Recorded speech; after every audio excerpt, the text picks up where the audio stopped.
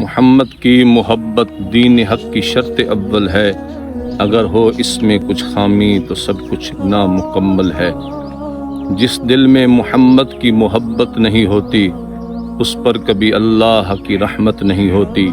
میرا یہ عقیدہ ہے گر ذکر خدا میں یہ نام نہ شامل ہو تو عبادت نہیں ہوتی۔ تاریخ دمشق میں ابن عساکر نے لکھا ہے کہ رسول اکرم صلی اللہ تعالیٰ علیہ وبارک وسلم کے وصال ظہری کے بعد عاشق رسول حضرت سیدنا بلال حبشی رضی اللہ تعالیٰ عنہ دیدار رسول کی تڑپ میں بے قرار ہو گئے۔ مدینہ کی گلیوں میں بیٹھ کے اشک باری کرتے، ہر آنے جانے والے سے یہ کہتے، اگر ہو سکے تو مجھے چہرے رسول صلی اللہ علیہ وبارک وسلم کا دیدار کرا دو۔ جناب صدیق اکبر ملے تو کہا، بلال مجھ سے کوئی غرض ہے؟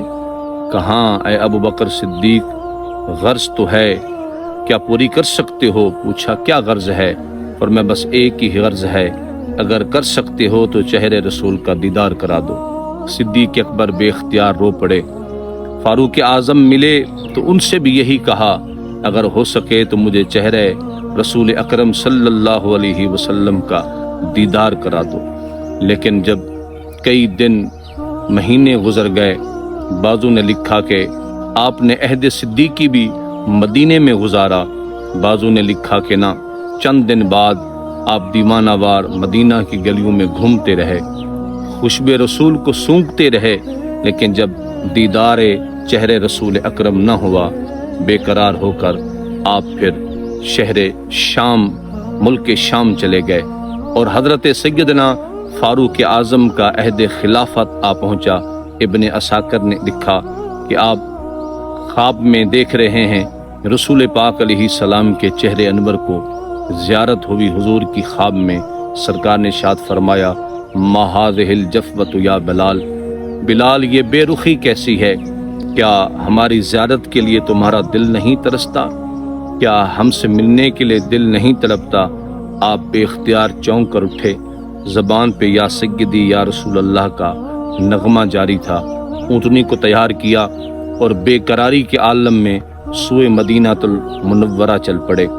آپ مہار کھینچ کے اونٹنی کی چھوڑتے اور کہتے، اونٹنی جلدی چل، مصطفیٰ نے بلایا ہے، کہیں زندگی بے وفائی نہ کر جائے۔ آپ کئی ایام کا سفر کر کے جب مدینہ طیبہ پہنچے، خوشی کی لہر دوڑ گئی، اہل مدینہ میں خوشی کا سما آ گیا، سب کو حضور پاک صلی اللہ علیہ وآلہ وسلم کا گزرا ہوا زمانہ یاد آ گیا۔ لوگ جوک در جوک عاشق رسول حضرت سیدنا بلال کے دیدار کے لیے آنا شروع ہو گئے۔ لوگوں نے آپ سے التجا کی، اے بلال پاک، ہو سکے تو اذان دل نشین سنائیے جو رسول اکرم صلی اللہ علیہ وبارک وسلم کو سنایا کرتے تھے۔ سیدنا بلال حبشی نے فرمایا، نہ، وہ منظر نہیں رہا جب میں زبان سے کہتا تھا اشہد ان محمد رسول اللہ، ادھر سامنے چہرے انور کا دیدار نصیب ہوتا تھا۔ اب وہ منظر نہیں رہا۔ اگر مجھے دیدار رسول اکرم صلی اللہ علیہ وبارک وسلم نصیب نہ ہوا تو بلال یہ لمحہ برداشت نہیں کر پائیں گے۔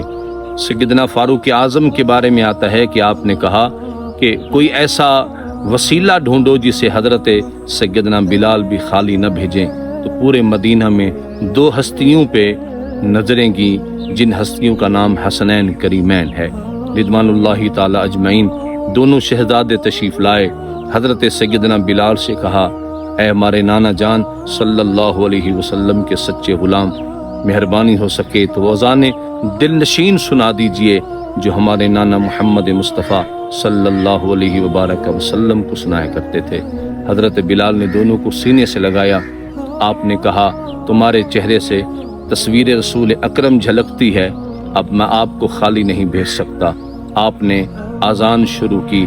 ابن عساکر کہتے، لما قال بلال اللہ اکبر، جب حضرت سیدنا بلال نے مدینہ کی سرزمین پہ اللہ اکبر کی صدا بلند کی، جہاں جہاں تک آواز پہنچی کوہرام مچ گیا۔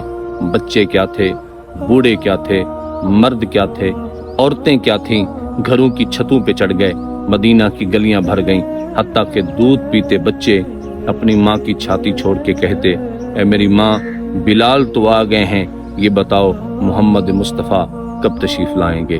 عزیزان گرامی قدر، وہ لمحہ حضرت سیدنا بلال حبشی رضی اللہ تعالیٰ عنہ کی اذان دینے کا یقیناً عشق رسول سے سرشار اور عشق رسول سے لبریز تھا۔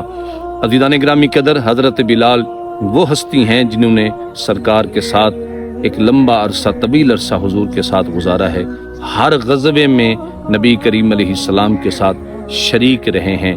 اسلام کے پہلے مؤذن حضرت سیدنا بلال ہیں۔ آپ نے فرمائے نعم المرء بلال وہو سید المؤذنین، بلال کے کتنے اچھے انسان ہیں کہ اللہ تعالیٰ نے انہیں مؤذنین کا سردار بنایا ہے۔ بخاری شریف میں ہے، حضرت بلال سے رسول اکرم نے پوچھا، فرمایا کیا عمل کرتے ہو بلال؟ کیوں؟ انی سمعت دف نعلیک بین یدی فی الجنہ، میں نے معراج کی رات اپنے سے بھی آگے جنت میں تیرے قدموں کی آہٹ کو سنا ہے۔ عرض کی حضور کوئی عمل نہیں، بس جب بھی میں وضو کرتا ہوں اللہ کے لیے نماز پڑھ لیتا ہوں۔ حضرت سیدنا بلال پاک رضی اللہ تعالیٰ عنہ 20 ہجری کو 20 محرم الحرام کو آپ کا وصال پاک دمشق کے اندر 63 برس کی حیات طیبہ میں ہوا، اور دمشق کے باب الصغیر قبرستان میں آپ کا مزار پر انوار مرجع الخلائق ہے۔